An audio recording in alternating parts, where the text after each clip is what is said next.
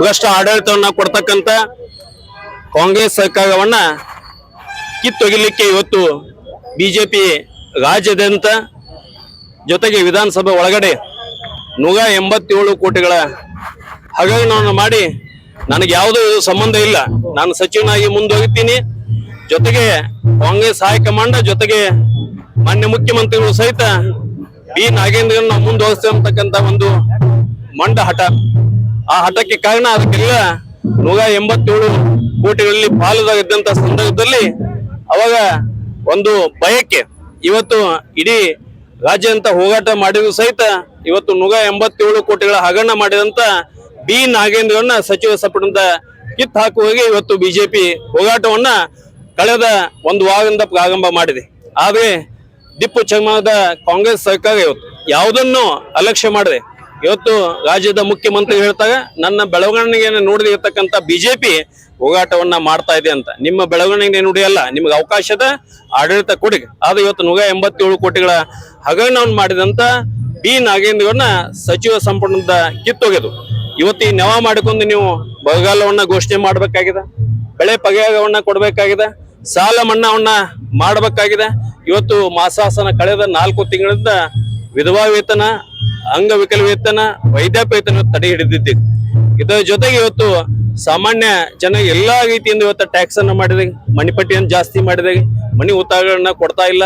ಒಂದ್ ಕಡೆ ತುಗಲಕ್ಕನ ಆಡಳಿತವನ್ನ ಮಾಡ್ತಕ್ಕಂತ ಕಾಂಗ್ರೆಸ್ ಸರ್ಕಾರವನ್ನ ಇವತ್ತು ಬರ್ತಕ್ಕಂತ ದಿನಮಾನದಲ್ಲಿ ಇವತ್ತು ತಕ್ಕಂತ ಮತದಾಗ ದೇವರು ನಿಮಗೆ ಉತ್ತರವನ್ನು ಕೊಡ್ತಕ್ಕಂತ ಕೆಲಸ ಮಾಡ್ತಾಗ.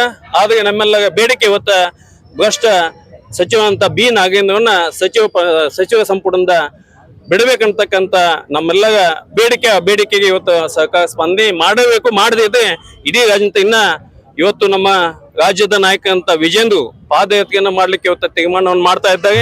ಮುಂದಿನ ನಿರ್ಮಾಣ ಹೆಚ್ಚಿನದಂತ ನಿಮಗೆ ಹೋರಾಟದ ವಿಷಯನ ತಟ್ಟಿಸ್ತಕ್ಕಂಥ ಕೆಲಸ ಇವತ್ತ ಬಿಜೆಪಿಯ ಆಡಳಿತ ಜೊತೆಗೆ ಬಿಜೆಪಿ ಪಕ್ಷ ನಿಮಗೆ ಮಾಡ್ತಕ್ಕಂಥ ಕೆಲಸವನ್ನು ಮಾಡ್ತಂತ ಹೇಳುತ್ತಾ ಇವತ್ತು ನಿರಂತರವಾಗಿ ನಮ್ಮ ಕಿತ್ತೂರು ಮತಕ್ಷೇತ್ರ ಜೊತೆಗೆ ಸೌಂದತ್ತಿ ಮತಕ್ಷೇತ್ರ ಇವತ್ತು ನಮ್ಮ ಸಗದಿದೆ. ನಾವು ಇವತ್ತು ಹೋರಾಟವನ್ನ ಮಾಡ್ತಾ ಇದ್ವಿ. ಹೋರಾಟದಲ್ಲಿ ಹೆಚ್ಚಿನ ಸಂಖ್ಯೆಯಲ್ಲಿ ಬಂದಂತ ಎಲ್ಲ ನಮ್ಮ 2 ಮಂಡಲ ಅಧ್ಯಕ್ಷ ಮತ್ತು ಎಲ್ಲ ಪದಾಧಿಕಾರಿ ಸಹಿತ ಈ ಸಂದರ್ಭದಲ್ಲಿ ಎಲ್ಲರನ್ನ ಪ್ರಮುಖರನ್ನ ಅಭಿನಂದನೆ ಸಹಿತ ಸಲ್ಲಿಸ್ತೀವಿ. ಇವತ್ತು ನಿರಂತರವಾಗಿ DCF ಮುಂದೆ ಇವತ್ತು ನಮ್ಮ ಸಗದಿದ ಹೋರಾಟಕ್ಕೆ ನಾವು ಕೂತ್ಕೊಳ್ತೇವೆ. ಸಗ ಅದಕ್ಕೆ ಸಂದರ್ಭ ತಮ್ದೇನ ಡಾಕ್ಯುಮೆಂಟ್ ಇದ್ದ ಎಲ್ಲಿ ಹಾಜರು ಮಾಡಬೇಕು, ಎಲ್ಲಿ ಮಾತಾಡ್ತಾ ಕೆಲಸ ಮಾಡಿ. ಇವತ್ತು ನೀವು ಬಳ್ಳು ಮಾಡ್ತಾ ಇದ್ದೀವಿ, 4 ಬಳ್ಳ ನಿಮ್ಮನ್ನು ನೋಡ್ತಾ ಇದ್ದೇವೆ, 1 ಬಳ್ಳು ಬೇಗದ ಕಡೆ ಮಾಡ್ತಾ ಇದ್ದೀವಿ. ಆ 4 ಬಳ್ಳಿಗೆ ಉತ್ತರವನ್ನು ಕೊಡ್ತಕ್ಕಂಥ ಕೆಲಸ ಮೊದಲು ಮಾಡಿ. ವಿಜೇಂದ್ರ ಅವರು ಪಾದಯಾತ್ರೆ ಎಲ್ಲಿ ಮಾಡ್ತಾರೆ ಸರ್? ಆ ಕಡೆ ST ರಿಸರ್ವೇಶನ್ ಅಂತ ಕ್ಷೇತ್ರಗಳನ್ನ ಜೊತೆಗೆ ನಾಗೇಂದ್ರ ಕ್ಷೇತ್ರಕ್ಕೆ ಸಹಿತ ಇವತ್ತು ಪಾದಯಾತ್ರೆಯನ್ನ ತಯಾರಿ ಮಾಡಿಕೊಳ್ತಾ ಇದ್ದಾರೆ. ಆಗ್ಲೇ ಆದೇಶನ ದೊಡ್ಡಗೌಡ್ರು ಎಲ್ಲ ಹೇಳಿದ್ದಾರೆ. ಇದ್ರ ಜೊತೆ ಕೆಲವೊಂದು ವಿಚಾರನೆ ನಾನು ವ್ಯಕ್ತಪಡಿಸ್ತೀನಿ.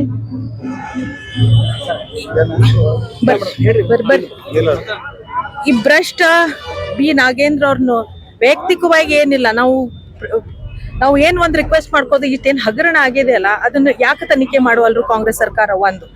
ಎರಡನೇದು, ನಾವು ಇದು ಸೆಂಟ್ರದಾಗೂ ಹಾಗೂ ಸ್ಟೇಟ್ ಲೆವೆಲ್ದಾಗೂ ನಾವು ಇತಿಹಾಸ ನೋಡಿದ್ರೆ ಎಷ್ಟೋ ಜನ ರಾಜೀನಾಮೆ ಕೊಟ್ಟಿದ್ದಾರೆ. ಯಾವುದು ಮಾರಲ್ ವ್ಯಾಲ್ಯೂ ಬೇಸ್ಡ್ ಪಾಲಿಟಿಕ್ಸ್ ಮಾಡಬೇಕು. ಪ್ರಪ್ರಥಮವಾಗಿ ಲಾಲ್ ಬಹದ್ದೂರ್ ಶಾಸ್ತ್ರಿ ಅವರು 1956ನೇ ಇಸ್ವಿನಲ್ಲಿ ಅವರು ರೈಲ್ವೆ ಸಚಿವರಿದ್ರು. ಅವಾಗ ತಮಿಳುನಾಡುದಾಗ ಒಂದು ರೈಲ್ವೆ ಅಪಘಾತದಲ್ಲಿ 150 ಮಂದಿ ತೀರ್ಕೊಂಡು ಹೋದ್ರು. ಅವ್ರಿಗೆ ಡೈರೆಕ್ಟ್ ಏನು ಹೊಣೆ ಇರ್ಲಿಲ್ಲ, ಆದ್ರೆ ಅವರು ವ್ಯಾಲ್ಯೂ ಬೇಸ್ಡ್ ನೈತಿಕವಾಗಿ ಒಂದು ಅವ್ರ ಸಚಿವ ಸ್ಥಾನಕ್ಕೆ ಅವ್ರು ರಾಜೀನಾಮೆ ನೀಡಿದ್ರು. ಅದೊಂದು ಉದಾಹರಣೆ ಇದೆ. ಹಾಗೆ ನಮ್ಮ ಕರ್ನಾಟಕ ಸರ್ಕಾರದಾಗ ನಮ್ಮ ಧೀಮಂತ ನಾಯಕರ ದಿವಂಗತ ಶ್ರೀ ರಾಮಕೃಷ್ಣ ಹೆಗಡೆ ಸಾಹೇಬ್ರವರು 1984ನಲ್ಲಿ ನೀವೆಲ್ಲ ಹಿಸ್ಟ್ರಿ ನೋಡಿದ್ರೆ ಅವಾಗ ಲೋಕಸಭಾ ಎಲೆಕ್ಷನ್ ಆಯ್ತು, 8th ಲೋಕಸಭಾ ಎಲೆಕ್ಷನ್. ಅವಾಗ ಮೆಜಾರಿಟಿ ಇದ್ದದ್ದು 28 ಲೋಕಸಭಾ ಸೀಟ್ನಲ್ಲಿ ಬರೇ ಜನತಾ ಪಕ್ಷ 4 ಸೀಟ್ ಆರಿಸಿ ತಗೊಂಡು ಬಂದ್ರು. ನಾನೇ ಹೊಣೆಗಾರ ಇದಕ್ಕಂತ ಹೇಳಿ ಡಿಸಾಲ್ವ್ ಮಾಡಿದ್ರು. ಮತ್ತೆ ಒಂದು ಪುನಃ ಎಲೆಕ್ಷನ್ ಮಾಡಿದ್ರು ಅವರು. ಅವಾಗ ದಿವಂಗತ ಶ್ರೀ DB ನಾಮದಾರ್ ಸಾಹೇಬ್ರು ಇದ್ದು ಅದಕ್ಕೆ ಒಳಗಿಂದ ಎಲ್ಲಾ ವಿಷಯ ನಮ್ಗೆ ಗೊತ್ತಿದೆ. ಅದಕ್ಕೆ ಅವ್ರು ಇಷ್ಟು ನೈತಿಕವಾಗಿ ರಾಜಕಾರಣಿ ಮಾಡಿದ್ರು ಅವರು. ಈಗೆಲ್ಲ ಎಲ್ಲಿ ಹೋಗಿದೆ value based politics, moral based politics ಅಂತ? ಅಷ್ಟಾಗ್ಲೇ ಅಲ್ಲ, ಈಗೆಲ್ಲ ಬಿ ನಾಗೇಂದ್ರ ಅವರು ನಿನ್ನೆ ಸುಧಾ ಒಂದು ಏನ್ ಇದು ಸ್ಟೇಟ್ಮೆಂಟ್ ಕೊಟ್ಟಿದ್ದಾರೆ. ಅಷ್ಟ ಆಗ್ಲೇ ಅಲ್ಲ, ಒಂದು ಯಾವ್ದು ಕಲ್ಯಾಣ ಕರ್ನಾಟಕದ ಒಂದು ಪ್ರಾಧಿಕಾರಿ ಜವಾಬ್ದಾರಿನೂ ಕೊಟ್ಟಿದ್ದಾರೆ.